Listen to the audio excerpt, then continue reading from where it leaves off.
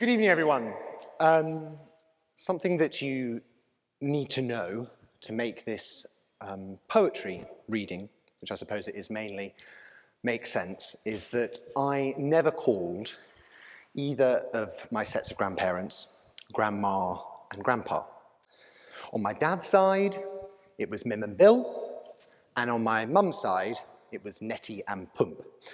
Don't ask me why, I was just a very stubborn child.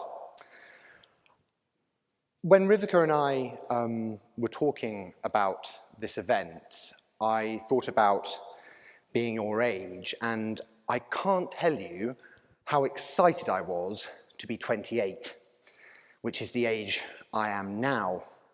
I thought that meant that I would be totally independent, that I would have my life as my own, that I would have loads of money and be uber successful. Some of that's come to pass. And I've been excited for it. It's been a very exciting time growing up.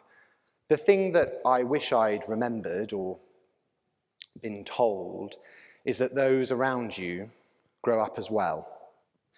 I have lost 3 of my grandparents and have one, Nettie, still with us. She is very, very close to me, and we go to France most summers. So this talk, or these poems, are dedicated to grandparents who grow up and grow old with us. I'm wearing my grandfather Bill's, if I can show you, cufflinks. I wear these for any occasion that I am excited and nervous for. So my first poem is called Bill's Cufflinks. In the drawer, second on the left of the roll-top desk, standing proud in the hall, the robotic chime of the clock she hated, then loved because you bought it, echoing, with no one left to remind, except your dad, his brother, and their dad, in sepia and cream by the lamp. They all knew where you kept them, had seen you wear them, put them on and then take them off again as you walked in the door. Till one day, you hung up your city leather shoes for the last time, still polished, ready for inspection, took out each cufflink and shut the drawer.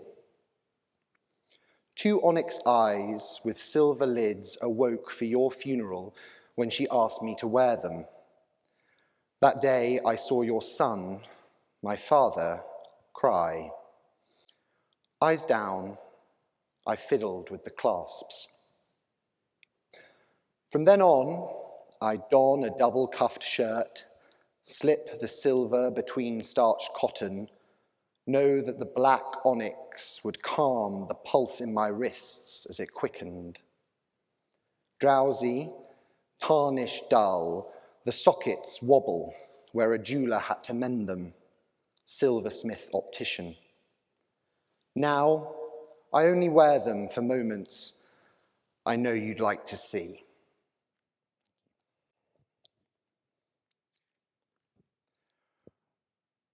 At Christmas, my grandmother Nettie holds an Edwardian Christmas evening with readings and music and carols and Fairy Tale of New York always. She's done this since about the 1960s, and there's a cassette of my mother, my grandfather, and my uncles all speaking at this Christmas. My Uncle Miles recites a poem called King John Was Not a Good Man, which I then recited when I was a child, and there's a recording of that too. But I always find that gathering hard because you notice the change every year in people and those that aren't there anymore. So apologies, this is a Christmas poem, Christmas 2024. Today we gather as a family, as did the generations past and gone. Their faded eyes look down from neat back frames. Their echoes crackle through recorded pasts. that now my grandma plays out through speakers which speak my grandpa back into the room.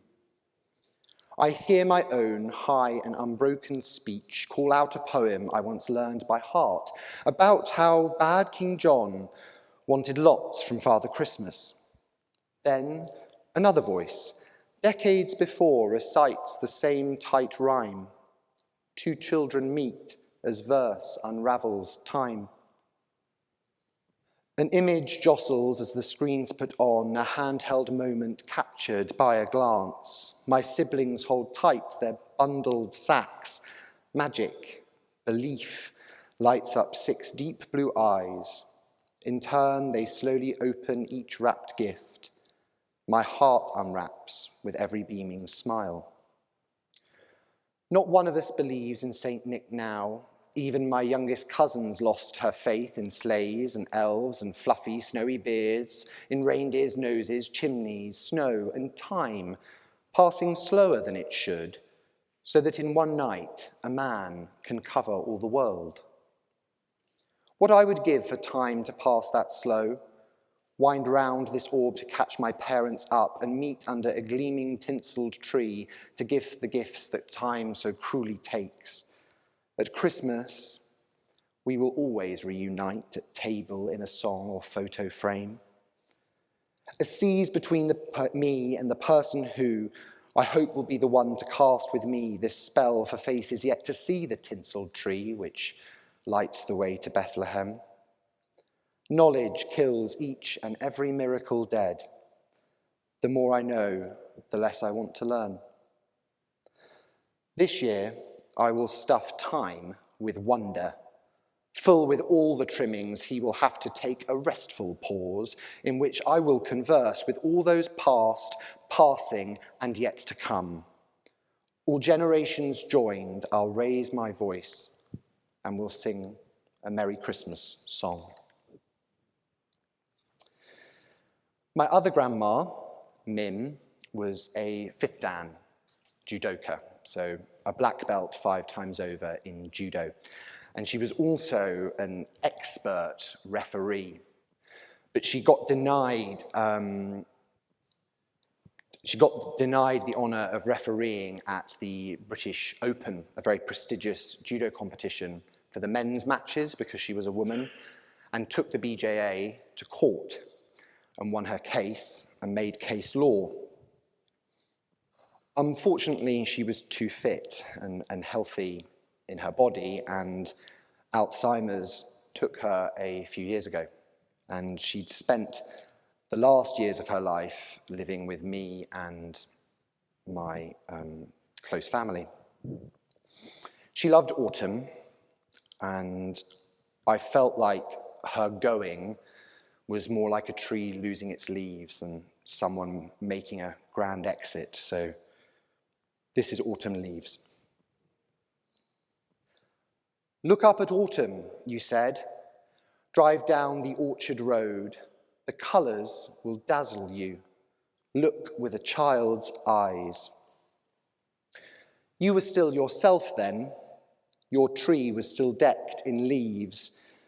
But as each fell, another part of you left. Your trunk was too strong. It kept your mind tethered to it, fastened firm to beating heart and heaving lungs. You had trained them to last, used flora on your toast and had no sugar in your tea, kept your cholesterol down. On the mat, you were feared. A fighter in fake eyelashes, you flashed each one a smile as they fell flat for Ippon. 5 foot, nippy, just like you. Minis were your favourite car, Dad a passenger, until you taught him how gears shift. A magician with a paperclip, a sorceress with superglue. There wasn't anything you couldn't fix or mend, except you lost your wedding ring. No matter, it was only gold. You'd find it when he came home. It must be lost in the leaves. The last poem I wrote while spending some time with a very special person's grandma, and it's a little bit more uplifting, I hope. It's more about looking forward. So here's in the back seat. As I stroke your arm, you pat the dog in the back seat of the car. My mind wanders up to the sky whilst my eyes look forward along the road we're making, moving steadily past the fields where memories are yet to be sown.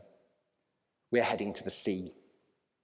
Your aunt natters to your mum, just like they did when they first learned to drive and stayed out late with those boys from down the road.